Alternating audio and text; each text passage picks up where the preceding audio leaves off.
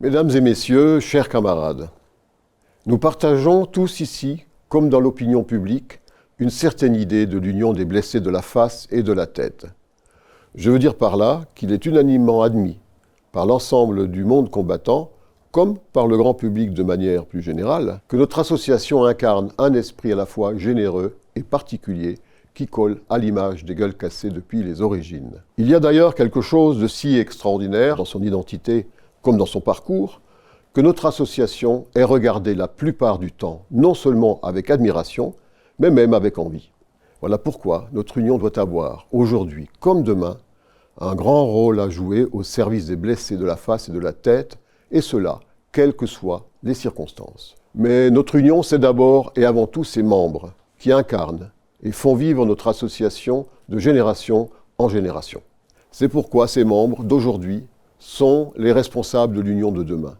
Chacun est responsable de tous, comme tous sont responsables de chacun d'entre nous. Car c'est bien ainsi, je le sais d'expérience, que nos adhérents se considèrent eux-mêmes, et c'est ainsi également que se cultive entre eux une solidarité active et agissante, sans laquelle l'union ne serait pas ce qu'elle est depuis sa fondation.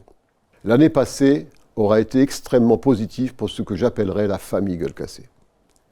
Notre association a enregistré en 2022 plus de 350 nouvelles adhésions. Ce sont pour la plupart des jeunes camarades de la 4e génération du feu.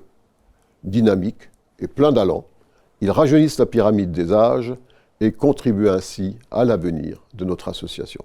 Notre fondation peut s'enorgueillir de nombreuses activités dans le domaine du mécénat médical, par le soutien financier aux institutions s'intéressant à la recherche clinique, ainsi qu'aux maladies dégénératives affectant le fonctionnement cérébral.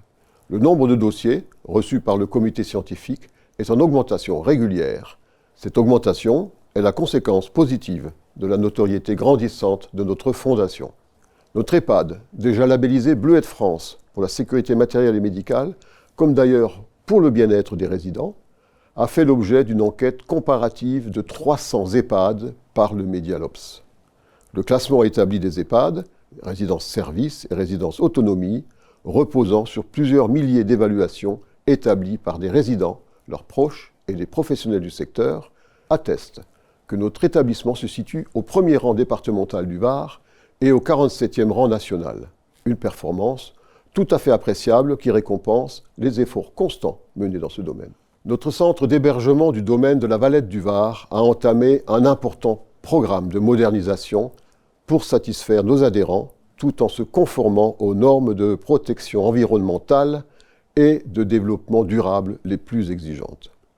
Au cours de l'an passé, nous nous sommes également attachés à confirmer et à approfondir un partenariat déjà acté avec le ministère des Armées et l'état-major de l'armée de terre. Nous mettons ainsi des moyens à la disposition du projet Athos, porté par les armées pour parfaire une forte communauté d'intérêts et de destin au profit des militaires blessés du syndrome de stress post-traumatique. Le premier coup de pioche du grand chantier qui vise à la construction d'une maison Athos sera donné cet été. Cette belle et généreuse réalisation nous permet d'augurer d'un accroissement de la clientèle habituelle du site et d'espérer un regain d'activité dans l'événementiel, séminaires, mariages et baptêmes notamment. La famille Gueules Cassées, il n'est pas inutile de le rappeler, emploie de façon permanente entre 120 et 130 personnes salariées. Ce faisant, nous assumons là aussi un rôle économique et social appréciable. Je salue et remercie l'équipe de direction, les collaborateurs du siège, du domaine et de la résidence Colonel Picot pour leur implication, leur constante et totale disponibilité, chacun à sa place pour le fonctionnement de l'Union. Je tiens aussi à rendre un hommage aussi sincère qu'appuyé et à remercier tous ceux, administrateurs, délégués, porte-drapeaux, en somme, tous les bénévoles, pour leur engagement associatif. Cet engagement est une promesse faite aux autres comme à soi-même. Mais regardons vers cette nouvelle année qui va nous permettre de faire encore mieux et plus que l'année passée. À l'heure où les témoins se font de moins en moins nombreux, la question de la réflexion sur la transmission de la mémoire, de la sensibilisation de la jeunesse, ces adultes de demain, nous donne l'occasion de replacer l'engagement au service des valeurs essentielles de la démocratie au centre du débat. Parce qu'il ne suffit pas de se souvenir, il faut d'abord apprendre. C'est toute l'importance de nos cérémonies. lier la mémoire à l'enseignement et de faire de l'histoire une matière vivante de notre présent. Cette leçon, nous devons la transmettre sans relâche aux générations de demain et d'après-demain. C'est notre devoir aussi ardent qu'impérieux. Pour assumer cette mission de transmission à la jeunesse du pays, nous avons entrepris plusieurs chantiers avec les plus hautes sphères de l'éducation nationale, comme avec la direction de la mémoire, de la culture et des archives du ministère des Armées. Nous soutiendrons les actions de formation de la communauté éducative à l'enseignement de défense, comme les actions de sensibilisation de la jeunesse sous les différents aspects qu'elle recouvre, notamment en participant à l'enrichissement du réseau Canopé, base de données à disposition du corps enseignant. Il serait en effet malheureux de voir les commémorations comme une simple répétition de cérémonies et de dépôts de gerbes. Nous avons un relais à passer aux générations suivantes, tant il est vrai que la mémoire se vit toujours au présent.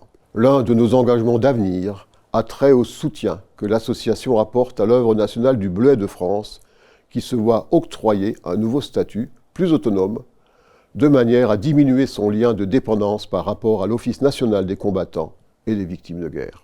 Notre union, déjà présente au sein du Collège du Bleuet, a participé aux travaux préparatoires à l'adoption de ce nouveau statut et pour permettre au Bleuet, nouvelle formule, une indispensable autonomie immobilière, nous avons mis un local de notre siège à sa disposition.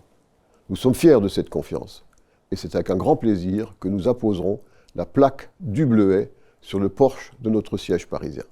La dynamique d'inscrire les gueules cassées dans le temps présent passe aussi par les arts, car tout ce qui est relatif aux activités artistiques, au sens le plus large, se situe très exactement à la confluence de l'histoire et du présent le plus actuel. Les travaux des artistes, peintres, sculpteurs, musiciens que nous avons entrepris de soutenir soulèvent le voile de l'oubli pour rendre hommage aux gueules cassées, comme à toutes les générations de soldats blessés que la tyrannie de l'apparence condamne à la hantise d'être différents. L'art peut en effet ébranler les imaginaires sociaux pour provoquer la réflexion, le retour sur soi, une manière de briser le miroir pour pouvoir se retrouver. Autre manière, aussi originale que féconde, d'apprendre à sourire quand même. L'avenir pour notre association, c'est également le projet commun des gueules cassées avec le Centre national des sports de la défense de Fontainebleau. En l'occurrence, nous sommes devenus les partenaires privilégiés du programme visant à doter le CNSD d'un village de blessés, pouvant accueillir dans ce nouveau dispositif non seulement les sportifs, mais également leurs familles. L'horizon de réalisation de ce nouveau plan est fixé à l'année 2024. Une date bien entendu symbolique, puisque c'est celle de la tenue à Paris et dans de nombreux sites de la région Île-de-France des Jeux olympiques et paralympiques de la 33e Olympiade de l'ère moderne. Nonobstant, la valeur symbolique demeure importante en ce qu'elle témoigne de notre volonté constante de rester tournée vers l'avenir et vers de nouveaux objectifs en phase avec les évolutions de la société.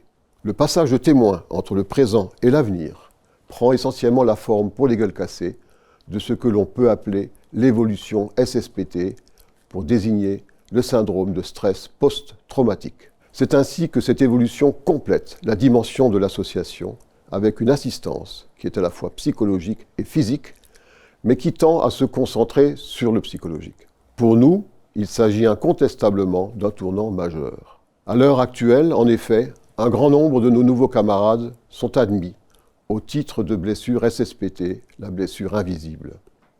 Mesdames, Messieurs, chers camarades, je termine mon allocution en me permettant d'établir un parallèle entre la création de notre association, il y a un siècle maintenant, pour permettre à nos soldats de mieux affronter une blessure dont la réalité était devenue évidente, et ce syndrome de stress post-traumatique, blessure invisible, mais devenue évidente il y a trop peu de temps. À l'aube de ce nouveau siècle, l'union des blessés de la face et de la tête est encore présente et au rendez-vous avec ces nouvelles gueules cassées pour leur apprendre, encore et toujours, à sourire quand même. Je vous souhaite une bonne et heureuse année 2023.